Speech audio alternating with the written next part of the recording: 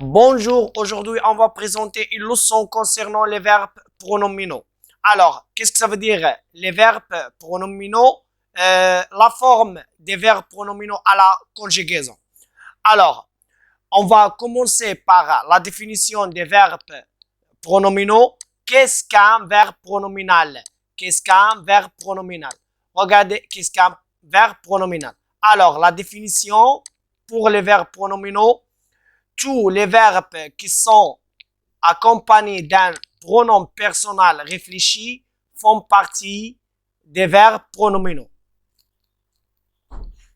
Alors, on répète, tous les verbes qui sont accompagnés d'un pronom personnel, Je souligne d'un pronom personnel. Réfléchi font partie des verbes pronominaux. Par exemple, se laver. Regardez bien, le verbe se laver. On a le verbe se laver, c'est un verbe de premier groupe. Mais on a un pronom personnel réfléchi, se. Et on a battre, c'est un verbe de troisième groupe. Mais il est accompagné d'un pronom personnel réfléchi.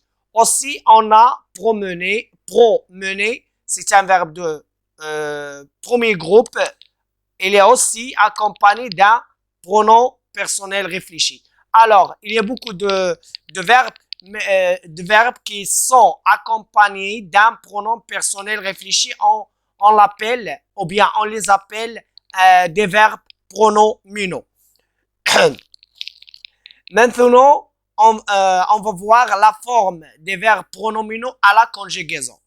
La forme des verbes pronominaux à la conjugaison. On a au temps simple et on a au temps composé. Les temps simples, c'est le présent, le futur, l'imparfait, l'impératif, etc. On a des temps simples. On conjugue le verbe seulement. Et on a les temps composés, ça veut dire le plus que parfait, le passé composé, etc. Donc, comment on conjugue le verbe pronominal au temps simple et au temps composé? Alors, au temps simple, regardez bien, je me lève de bonne heure. Je me lève de bonne heure. Regardez bien, on a je, c'est le sujet. Et on a le verbe, c'est lève. Le verbe, c'est lève. Mais c'est un verbe pronominal. C'est un verbe pronominal. Regardez, on a me. On a me. Je me lève de bonne heure. Tu te lèves. Tu te lèves. Il se lève. Nous nous lèvons. Vous vous levez. Il se lève. Voilà. Donc, le pronom personnel réfléchi est placé avant le verbe. Placé avant le verbe. Toujours, il est placé avant le verbe au temps simple. Au temps simple. Voilà. Donc, on passe au temps composé. Regardez bien, nous nous sommes promenés. Donc, le verbe se promener, conjugué au passé composé avec l'auxiliaire être, sommes. L'auxiliaire être. Nous sommes. Regardez bien le pronom personnel. C'est ça le pronom personnel. Ça, c'est le sujet. C'est le sujet, nous. Et c'est nous, ou bien le deuxième nous, c'est un pronom personnel réfléchi. Nous sommes. Donc, le pronom personnel est placé avant l'auxiliaire. Et avant l'auxiliaire. Ici, au temps simple, le pronom personnel est placé avant le verbe. Mais au temps composé, il est placé avant l'auxiliaire. Avant l'auxiliaire. On répète. Au temps simple, le pronom personnel réfléchi est placé avant le verbe. Placé avant le verbe. Mais au temps composé est placé avant l'auxiliaire. Maintenant, on passe si on a une phrase à la forme négative, la négation, où on a ne pas, ne jamais, ne plus, ne rien, etc., on a une phrase négative. Marie ne, on a l'adverbe de négation. L'adverbe de négation. Marie ne s'intéresse pas à la musique. Regardez bien. On a le ton simple. On a le ton simple ici. Donc, le pronom personnel est placé avant le verbe. Avant le verbe et après la négation. Marie ne. On a l'adverbe de la négation et suivi d'un pronom personnel et plus le verbe. Voilà. Donc, Marie ne s'intéresse pas. Marie ne s'intéresse pas. C'est ça le pronom personnel. C'est ça le pronom personnel. Il est à côté de verbe. Voilà.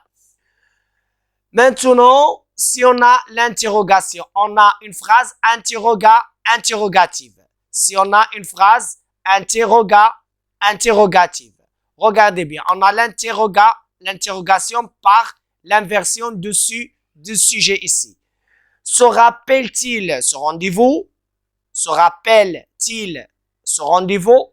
Regardez bien, ce est placé avant le verbe. Est placé avant le verbe. Parce qu'on a l'inversion du sujet.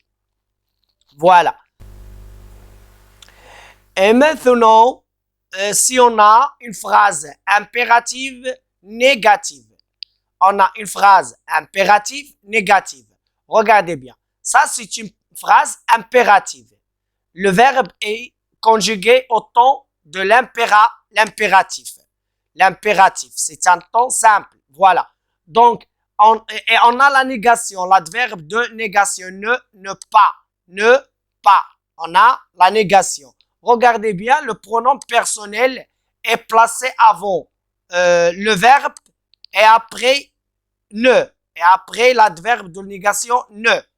Ne vous inquiétez pas. Ne vous inquiétez pas.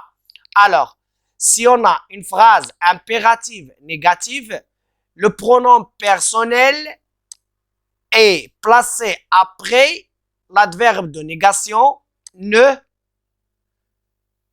et avant le verbe.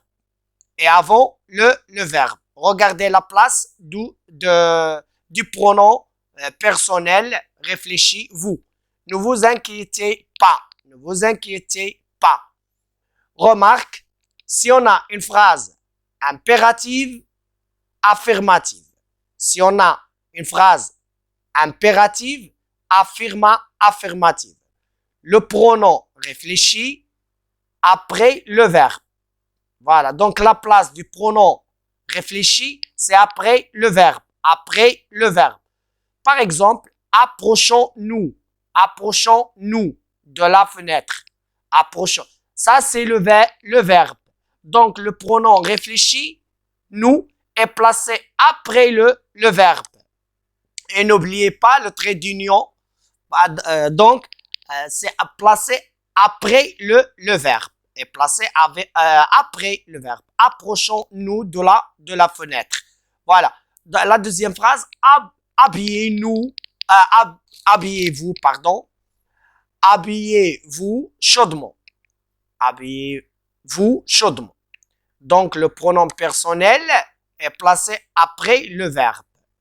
Souviens-toi. Souviens-toi.